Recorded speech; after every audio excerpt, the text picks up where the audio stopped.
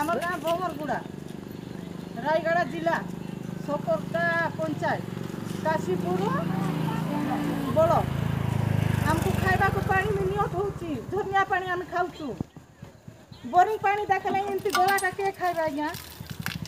गोला पानी मैंने खाई कर बंचबे कि झाड़ा बांति हो ना बोली सीना झाड़ा बांति हेले सर आमको मेडिकल जीवा को असुविधा गाड़ी नहीं फाड़ी नहीं कि कूटा नहीं कि मेडिकल और लोग भी आम कथा शुणबे नहीं ना ना को रास्ता बाट रे अच्छु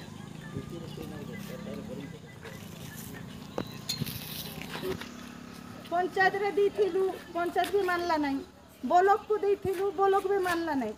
आमको सोलार टंकी गोटे बसाई देले आम पानी खाइबे आमको 50 घर अच्छु 50 घर लोग पानी खेतु नहीं खरा मासरे नदी रे पानी रहू नहीं झरनिया पानी नहीं कि नदी पानी नहीं आमको जल्दी सोलार पानी आमको बसाई दियो आमको सोलार पानी हेले जल्दी नहीं बोले बोरिंग गोटे तैयार कर देले आमे